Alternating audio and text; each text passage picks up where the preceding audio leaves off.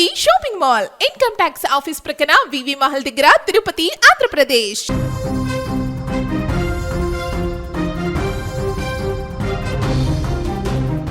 విశాఖ గాజువాక మౌనిక హత్య కేసులో ఇప్పుడు మరొక సంచలన విషయం బయటకు వచ్చింది. ఈ కేసులో నిందితుడు రవీంద్ర పోలీసుల విచారణలో ఇప్పుడు షాకింగ్ నిజాలు బయటికి చెప్పినట్టుగా తెలుస్తుంది. మౌనిక రవీంద్ర తాను అద్దెకు ఉంటున్నటువంటి ఇంట్లో చంపలేదు, తన స్నేహితుడు ఇంట్లో మౌనికను చంపేసి ఆ తర్వాత మృతదేహాన్ని ట్రాలీ సూట్ కేసులో ఇంటికి తీసుకువచ్చి అక్కడ ఆ మృతదేహాన్ని ముక్కలు ముక్కలు చేసి ఆధారాలు లేకుండా వేరే చోట వేద్దామని రవీంద్ర ప్లాన్ చేసినట్టుగా తెలుస్తుంది. అంటే ప్రస్తుతం రవీంద్ర ఇంట్లో ఎక్కడైతే మౌనికకు సంబంధించినటువంటి మృతదేహానికి సంబంధించిన ఆ యొక్క బాడీ పార్ట్స్ దొరికాయో ఆ ఇంట్లో కాకుండా వేరే ఒక ఇంట్లో మర్డర్ చేసి అక్కడ చంపేసి అక్కడి నుంచి సూట్ కేసులో ఈ యొక్క రవీంద్ర ఉంటున్నటువంటి అపార్ట్మెంట్లో ఇంటికి తీసుకొచ్చినట్టుగా తెలుస్తుంది.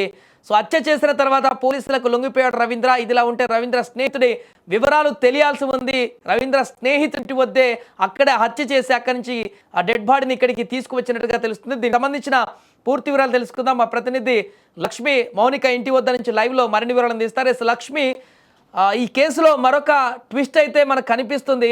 రవీంద్ర ఇంట్లోనే ఈ హత్య జరిగింది, అక్కడే ముక్కలు ముక్కలు చేశాడని చెప్పేసి అనుకున్నాం ఇప్పటివరకు. కానీ ఊహించని పరిణామం, రవీంద్ర ఇంటి కాకుండా ఆ ఇంటి కాకుండా వాళ్ళ ఫ్రెండ్ ఇంట్లో ఎక్కడో చంపేసి అక్కడి నుంచి సూట్ కేసులో ఇక్కడ అపార్ట్మెంట్కి తీసుకొచ్చినట్టుగా బయటకు వచ్చింది వార్త. ఏం జరిగింది అసలు? విచారణలో ఎలాంటి అంశాలు బయటకు వచ్చాయి? సాయి, విశాఖలో తీవ్ర సంచలనం రేకెత్తించిన గాజువాకలో జరిగినటువంటి మౌనిక మర్డర్ కేసులో కొత్త మలుపు బయటకు వచ్చింది. 11 రోజుల కార్యక్రమానికి సంబంధించినటువంటి మౌనిక ఇంటి దగ్గర ఏర్పాట్లు జరుగుతున్నాయి. అంటే 11 రోజులుగా కూడా అనేక అనుమానాలు ఈ కేసులో ఉన్నాయని దళిత మహిళా ప్రజా సంఘాలు నినదిస్తూనే ఉన్నాయి. ఈ కోణంలో ఒకవైపు 11 రోజుల కార్యక్రమానికి ఏర్పాట్లు చేస్తున్న కుటుంబానికి ఈ రోజు ఉదయమే ఈ అప్డేట్ కూడా తెలియడం జరిగింది. ఎందుకంటే వాళ్ళకు కూడా మొదటి నుంచి అనేక అనుమానాలు ఉన్నాయి. ఖచ్చితంగా రవీంద్ర ఇంటిలోనే చేసున్నాడు, ఇంకెవరో ప్రమేయం కూడా ఉండి ఉంటుంది అనే అనుమానాలు. ఎందుకంటే ఈ కేసు ఎన్ని రకాలుగా ట్విస్టులు బయటపడుతున్నాయంటే కేవలం పోలీసుల అదుపులో, పోలీసుల కస్టడీలో రవీంద్ర చెప్పిన విషయాలనే పోలీసులు మీడియాకు అడ్రస్ చేశారు తప్ప కొత్త విషయాలు ఏమీ బయట పెట్టలేదు. కానీ అనేక అనుమానాలు, ఒక కామన్ మ్యాన్ కూడా మౌనిక మర్డర్ కేసు ఫాలో అయ్యే ప్రతి ఒక్కరికి కూడా అనేకమైన డౌట్స్ రేజ్ అవుతూ ఉంటాయి. ఆ కామన్ డౌట్స్ మీద ఎందుకు జ్యుడిషియల్ ఎంక్వైరీ జరగటం లేదు, ఎందుకు పోలీసులు ఆ కోణంలో దర్యాప్తు కొనసాగించడం లేదు అంటూ అటు మౌనిక కుటుంబ సభ్యులతో పాటు మహిళా సంఘాల నేతలు కూడా ప్రశ్నిస్తూనే ఉన్నారు. అయితే ఇప్పుడు లేటెస్ట్ అప్డేట్ ఈ కేసులో చూస్తే గనక 3 రోజుల కస్టడీకి గాజువాక పోలీసులు రవీంద్రని తీసుకోవడం జరిగింది. ఇప్పటికే రిమాండ్ విధించడం, ఆ తర్వాత ఇప్పుడు మళ్ళీ పోలీసులు కస్టడీలో ఉన్న తర్వాత మళ్ళీ ఎక్కడైతే గాజువాకలోని కీర్తి ఎన్క్లేవ్ దగ్గర రవీంద్ర తన ఇంటిలోనే మౌనికను ఇంటికి పిలిపించుకొని హత్య చేశాడు, డిస్పోజ్ చేయడానికి ముక్కలు ముక్కలుగా చేసేశాడు అనేటటువంటి పరిస్థితులు కనిపించాయో వినిపించాయో. బట్ ఇవన్నీ కూడా కేవలం రవీంద్ర చెప్పిన విషయాలుగానే అందరూ అనుమానించారు. అనుమానాలు కూడా ఇప్పుడు నిజమవుతున్నాయి. ఇప్పుడు మరొక ట్విస్ట్ బయటపడింది. రవీంద్ర ఉంటున్నటువంటి కీర్తి ఎన్క్లేవ్ కి సమీపంలోనే వాళ్ళ ఫ్రెండ్ కూడా ఉంటున్నాడు. ఫ్రెండ్ ఇంటికి మౌనికను పిలిపించుకున్నాడు, అక్కడే ఆమెను హత్య చేశారు. ఆ తర్వాత ఆమె మృతదేహాన్ని ఎక్కడ కూడా ఆధారాలు లేకుండా చేయాలనే ఉద్దేశంతో, డిస్పోజ్ చేయాలనే ఉద్దేశంతోనే ముక్కలు ముక్కలుగా నరికాడనే విషయం కూడా బయటకు వస్తుంది. ప్రస్తుతం మనం అయితే విశాఖ తాడ్చెట్లపాలెంలో ఉన్నటువంటి సంజీవయ్య కాలనీలో ఉంటున్న మౌనిక ఇంటి దగ్గర ఉన్నాం. కుటుంబ సభ్యులతో పాటు మహిళా సంఘాల నేతలు కూడా ఉన్నారు, వాళ్ళతో మాట్లాడదాం. లక్ష్మి గారు, ఈ కేసు మొదటి నుంచి చూస్తే గనక ఆదివారం రోజు హత్య చేసిన తర్వాత నైట్ కూడా రీక్రియేషన్ జరిగింది. మళ్ళీ సోమవారం మీడియా అందరూ చూస్తూ ఉండగా కూడా రీక్రియేషన్ జరిగింది. అప్పటికీ కూడా రవీంద్ర ఏం చెప్పాడో అదే బయటకు వచ్చింది తప్ప ఇంకొక కోణం ఏది బయటకు రాలేదు. కానీ మీరు మాత్రం అనేక రకాల డౌట్స్ ఎక్స్ప్రెస్ చేశారు. ఇప్పుడు వచ్చిన అప్డేట్ ప్రకారం ఇప్పుడు కూడా ఏది చెప్తున్నారు, మళ్ళీ కథ మార్చి ఆ కథనే మళ్ళీ కథగా మళ్ళీ చెప్పకూడదని మా అభిప్రాయం. ఎందుకంటే వాళ్ళన్ని పోలీసు డిపార్ట్మెంట్ ఒక ఇన్వెస్టిగేషన్ అధికారి దర్యాప్తులో చేయాల్సిన ప్రొసీజర్ ప్రకారం చేస్తే అనేక విషయాలు బయటకు వస్తాయి. ఆ విధంగా జరగడం లేదని మేము ఉన్నత స్థాయి అధికారులతో విచారణ జరపండి, జ్యుడిషియల్ విచారణ అయితే గనక అనేక విషయాలు ఒక నిష్పక్షపాతంగా జరిగే అవకాశం ఉంది అనే ఉద్దేశంతో మేము చెప్పడం అదేం నేరమేమి కాదు. కానీ ఈ రోజు సిపి గారు దానికి సంబంధించిన దాంట్లో మీరు మాతో చెప్పాలి కదా, ఏదైనా ఉంటే లూప్ హోల్స్ ఏదైనా ఉంటే పొరపాట్లు మాతో చెప్పాలి కదా అని ఆయన అంటున్నారు. సరే మేము చెప్పాము మొన్న సోమవారం వెళ్ళి ఈ విధంగా మాకు సంబంధించిన పాయింట్స్ అని 7 రాసుకున్నారు ఆయన. ఏమని అంటే ప్రొసీజర్ ఆస్పెక్ట్ లో జరగకపోవడంతో పాటు ఆమె మీద లైంగిక దాడి జరిగిందేమోననే కోణం నుంచి ఒక పత్రికా మిత్రులు అడిగినప్పుడు అలాంటిది ఏమి జరగలేదని నిర్ధారించి చెప్పారు ఏసీపీ గారు. కాబట్టి ఆ విధంగా మీరు పరీక్ష చేసి నిర్ధారించే చెబుతున్నారా అని అడిగాం. మరి సిపి గారు అది ఎట్లా అవుతుందమ్మా ముక్కలైనప్పుడు అంటున్నారు. మరి ఆయన డాక్టర్ గారు మరి ఆ విధంగా మరి ఎట్లా అది ముక్కలైనప్పుడు కూడా ఉన్నది ఆయన ప్రైవేట్ పార్ట్స్ కానీ ఆమె సంబంధించిన బట్టలు కానీ ఇవన్నీ కూడా ఏం సీజ్ చేసి ఉంటారో అది అడిగేవాళ్ళం. అదే సీజర్ రిపోర్ట్ కూడా రాలేదని చెప్పేసి మేము చెప్పాము. చెప్తే దాన్ని కూడా నోట్ చేసుకున్నారు. అది ఇప్పుడు కూడా ఆయన చెప్పిన విధంగానే మళ్ళీ కథ అనేది మళ్ళీ ఇంకో కథ మార్చకుండా దర్యాప్తు అధికారులు ఏమి కనిపెట్టారు, ఎట్లా కనిపెట్టారు అనేది ఏదైతే ఉందో దర్యాప్తు చేయాల్సిన ప్రొసీజర్ ఏదైతే ఉందో ఆ ప్రొసీజర్ ప్రకారం చేయాలని మేము కోరుకుంటున్నాం. గారు జ్యుడిషియల్ ఎంక్వైరీ డిమాండ్ చేస్తున్నారు. దాంతో పాటు కలెక్టర్ ని కలిసారు, సిపి గారిని కలిసి ఒక 7 అనుమానాలు అయితే గనుక మీరు క్లియర్ గా చెప్పడం జరిగింది. ఏంటి? మొదటగా వాళ్ళకి సంబంధించిన దాంట్లో ఆ సీన్ ఆఫ్ ఎఫెన్స్ ఎక్కడైతే జరిగిందంటున్నారో దానికి సంబంధించిన ఫుటేజ్ అదే అని చెప్పి నిర్ధారించడానికి కావాల్సిన ఫుటేజ్ ఇవ్వలేదు. అంటే మేము అదే చెప్పాము. ఎందుకు మీరు కలెక్ట్ చేస్తారా మేము అడిగాం. అక్కడికి వెళ్ళిన తర్వాత మేము కూడా అక్కడ తీసుకోవడానికి ప్రయత్నం చేసాం. అట్లాంటి అవైలబుల్ గా లేదన్నారు వాళ్ళు. కానీ ఆ వీధిలో చాలా సీసీ ఉన్నాయి. వాళ్ళన్ని కూడా మీరు కలెక్ట్ చేశారా, ఆ ఇంట్లోకి ఆమె బతుకుండగా వెళ్తున్నట్లుగా ఏమైనా మనకి ఫుటేజ్ ఇవ్వగలుగుతారా అంటే అట్లాంటిది ఏమి వాళ్ళ దగ్గర లేదు. నెంబర్ 1. నెంబర్ 2, అక్కడే సంబంధించిన దాంట్లో ఎఫెన్స్ జరిగిందని చెప్పిన తర్వాత ఒక నరకటం అంటే ఆడవాళ్ళ యొక్క కట్టి వలయం చాలా బలంగా ఉంటుంది. అంటే ఒక నరికేటప్పుడు ఒక చిమ్మే రక్తం గానీ ఒక అది చాలా బ్లడ్ స్టెయిన్స్ చిమ్మే అవకాశం ఉంది. కాబట్టి బ్లడ్ స్టెయిన్స్ ఫోరెన్సిక్ ఏమైనా పంపారా అని అడిగాం. అట్లాంటిది ఏమీ లేదన్నారు. డేటింగ్ యాప్ ద్వారా పరిచయం అయిందని చెప్పేసి అన్నారు.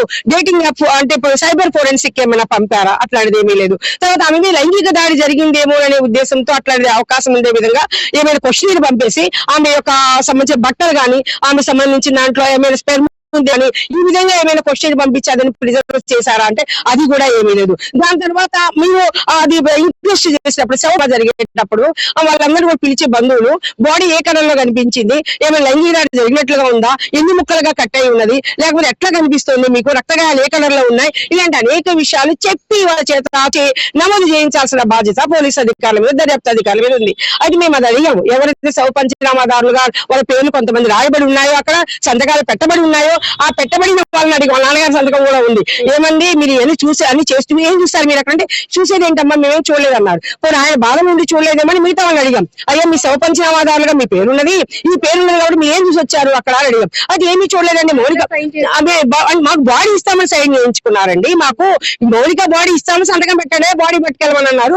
మేము వెళ్ళి సంతకాలు పెట్టాం, బాడీ తీసుకొచ్చాం తప్ప మాకు అక్కడ ఏమీ చూపించలేదండి అని చాలా స్పష్టంగా చెప్పారు. అది అయిపోయింది. అది అయిపోయిన తర్వాత ఏ వస్తువులు ఆమె సీజ్ చేశారు అని అడిగాం. ఆమె ప్రాపర్టీ ఏ వస్తువులు సీజ్ చేశారు. అట్లా ఏమి సీజర్ రిపోర్ట్ ఇవ్వలేదు. మీకు ఏమైనా సీజర్ రిపోర్ట్ ఏమి ఇచ్చారయ్యా మీరు ఇవ్వండి అని చెప్తాం. అమ్మా ఏమి ఇవ్వలేదు అన్నారు. మరి మీరు స్టేట్మెంట్ లో ఏం చెప్పొచ్చారు అక్కడ అని అడిగాం.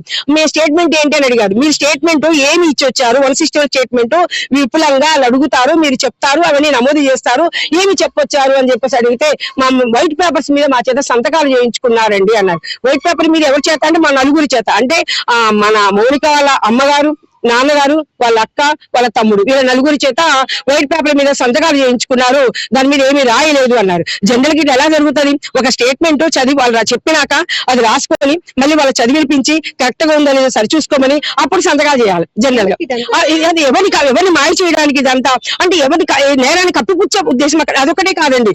మన ఇంకా మేము డౌట్ ఎక్స్ప్రెస్ చేసింది ఇట్లా ఇంక్వెస్ట్ సంబంధించిన ఇట్లా జరిగిపోయిందని అన్నారు. జరిగిపోయింది. బాడీ ఇచ్చిన తర్వాత ఆయన వెంటనే 3వ రోజే అంటే అనేక కోణాల నుంచి ఇట్లాంటి అనుమానాలు ఉంటే వాళ్ళ పేరెంట్స్ అడుగుతున్నప్పుడు దాన్ని ఇంకా పోల్చుకోవాలి, ఆయన ఇంకా కోయిన్సైడ్ కావాల్సిన అవసరం ఉంది ఇంకా అని అనేక విషయాలు చెప్తూ ఉన్నప్పుడు నిర్ధారించేస్తున్నారు. ఆయన ఏసీపీ గా నిర్ధారించేస్తున్నారు. ఆయన బేసిక్ గా నేరస్తుడేమి కాదండి అని చెప్పడము, ఇట్లా ఏదో గొడవలు జరిగిందని చెప్పేయడము, ఇంకా చాలా చాలా సంబంధించిన దాంట్లో ఇట్లా గొడవ జరిగింది, డబ్బులు డిమాండ్ చేస్తుంది అని చెప్పినప్పుడు చాలా మంది పత్రికా మిత్రులు అడిగారు అది మీరు నిర్ధారించుకున్నారా అంటే అట్లా ఇంకా నిర్ధారించుకోవాల్సి ఉంది అంటూనే నిర్ధారించి చెప్పేస్తున్నారు. ఇది అనేక రకమైన అనుమానాలకు తావిచ్చే విధంగా దర్యాప్తు అధికారి యొక్క వైఖరి ఉన్నప్పుడు అనుమానాలకి, సందేహాలకి, భయాలకి తావిచ్చే విధంగా ప్రొసీజర్ ఆస్పెక్ట్ అంతా ఉన్నప్పుడు మేము ఉన్నత స్థాయి అధికారులతో విచారణ కోవటం తప్పు కాదు. అది మేము వెంటనే కలెక్టర్ గారి దృష్టికి తీసుకెళ్ళాం. సార్ మీరు ఒక జిల్లా మ్యాజిస్ట్రేట్ ఈ విధంగా జరుగుతుంది, మనకి ఇక్కడ సంచలనం సృష్టించిన ఇది కనుక మీరు స్పందించకపోతే మేము రుజువు చేయాల్సి వస్తుంది. మీరు ఎవరేమనుకున్నా గానీ అది ప్రభుత్వం మీద నమ్మకాలు సంబంధించిన కాదు. ఒక మహిళ మీద విక్టిమ్ బ్లేమింగ్ చేస్తూ ఆ అమ్మాయి నేరం చేసింది, ఆ అమ్మాయి వల్ల ఇలా జరిగిందని చెప్తే అనేక మంది రవీందర్ని ఇలా చేసి ఎందుకు చేశామంటే సమర్థించుకునే పరిస్థితి వస్తుంది కాబట్టి మీరు స్పందించాలి అని అడిగాం. ఆయన సిపి గారి దగ్గర కూడా మాట్లాడతామన్నారు. మేము కూడా సిపి గారి దగ్గరికి వెళ్ళి మాట్లాడాం. మౌనికను అంటే వాళ్ళ బిడ్డను కోల్పోయి తల్లిదండ్రులు ఒక బాధలో ఉంటే మా బిడ్డ అలాంటిది కాదు అని చెప్పుకోవడానికి మరొక ప్రయత్నం మేము చేయాల్సి వచ్చింది. చాలా బాధాకరం అమ్మ ఇప్పటికి ఇంట్లో నుంచి బయటకు రావట్లేదు, ఇంట్లోనే ఉన్నారు. ఆవిడ ఏడ్చి కళ్ళు చాలా నిలబడితేనే వణికిపోయి పడిపోతున్నారు. అలాంటి పరిస్థితుల్లో అలాంటి సిచ్యువేషన్ ఎందుకు వచ్చింది ఆమెకి?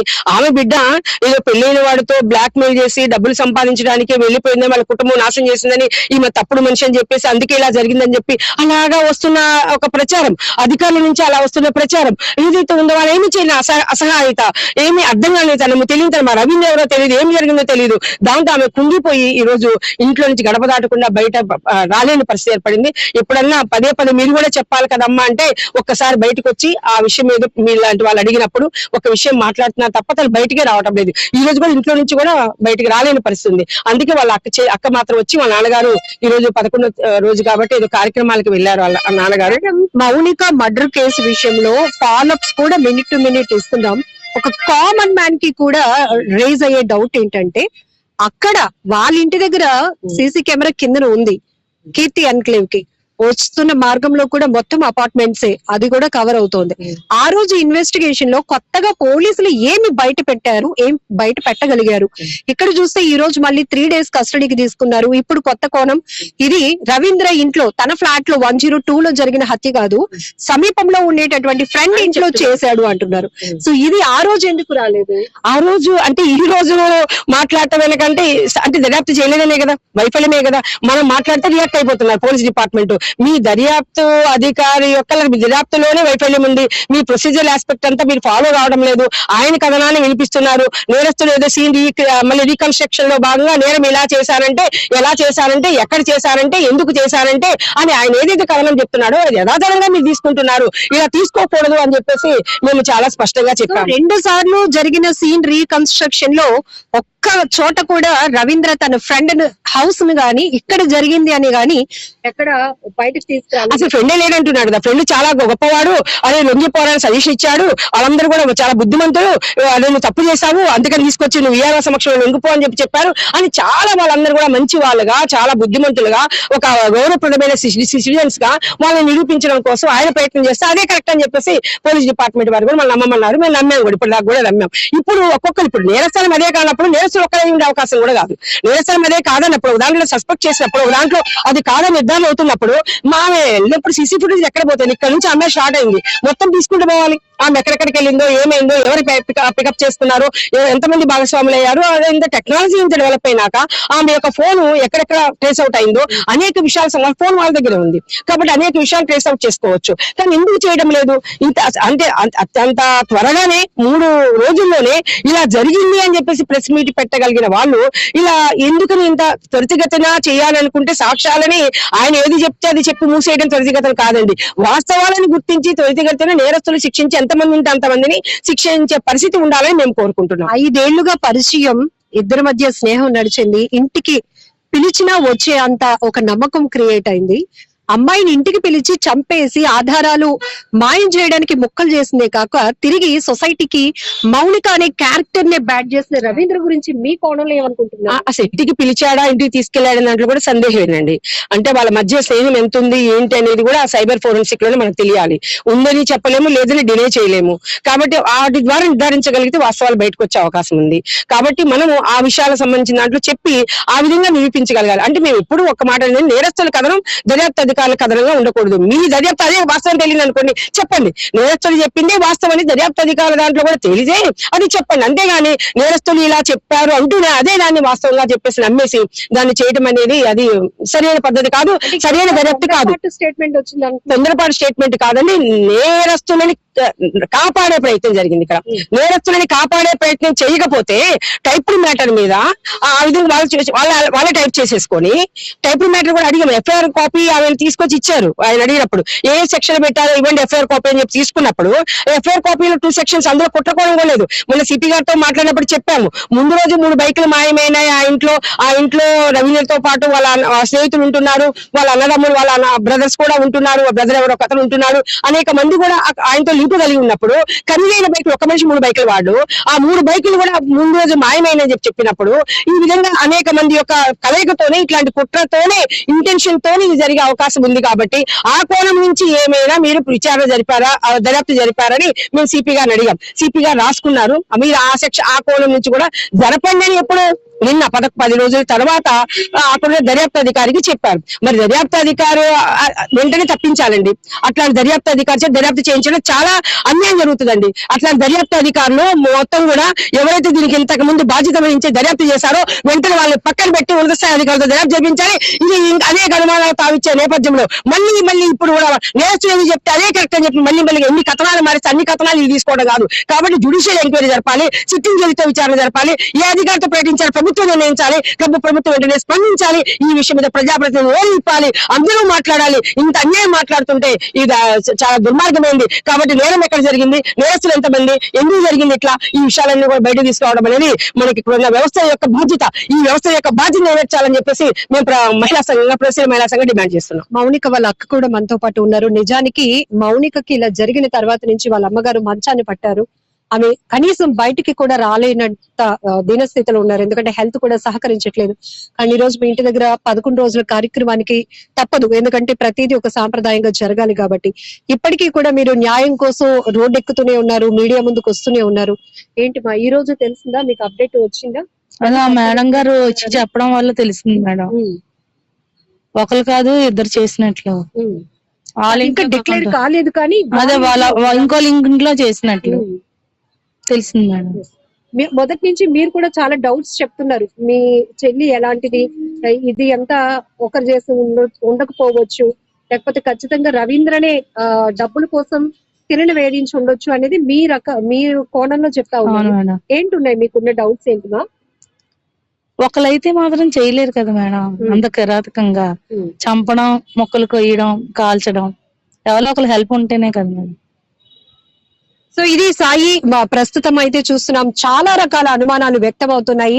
ఇప్పుడు మళ్ళీ రవీంద్రని పోలీసులు కస్టడీకి తీసుకోవటం, అలానే కొత్త విషయం వెలుగులోనికి వచ్చింది. రవీంద్ర తన ఇంట్లో కాకుండా ఫ్రెండ్ ఇంట్లో మౌనికను హత్య చేసిన తర్వాత ఆధారాలను పూర్తిగా మాయం చేయడానికి చేసినటువంటి ప్రయత్నమే ఈ ముక్కలుగా చేయటం అనే విషయం. సో ఇది మొదట ఎందుకు దర్యాప్తులో పోలీసులు బయట పెట్టలేకపోయారు?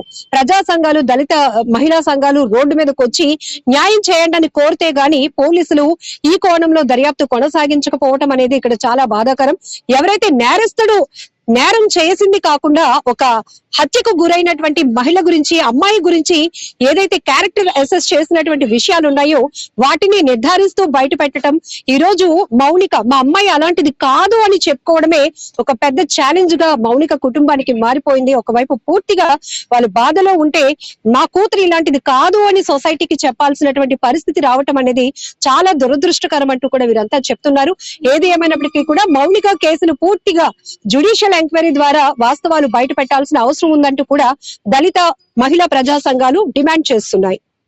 Right, thank you Lakshmi. So అది ప్రస్తుతానికి మౌనిక హత్య కేసులో మరొక షాకింగ్ విషయాలు బయటికి రావడం జరిగింది. రవీంద్ర ఇంట్లో కాదు, బయట తన ఫ్రెండ్ ఇంట్లోనే రవీంద్ర మౌనికను హత్య చేసి ఆ తర్వాత డెడ్ బాడీని సూట్ కేసులో తన అపార్ట్మెంట్లోకి తీసుకువెళ్ళి అపార్ట్మెంట్లో ముక్కలుగా చేసి అక్కడి నుంచి ఆ యొక్క ఆనవాళ్ళు లేకుండేటువంటి చేసేటువంటి ప్రయత్నం కొనసాగించాడు. ఆ నేపథ్యంలోనే పోలీసులకు లొంగిపోయినటువంటి పరిస్థితి ఉందంటూ కూడా తాజా విచారణలో మరొక విషయం కూడా బయటకు వచ్చింది.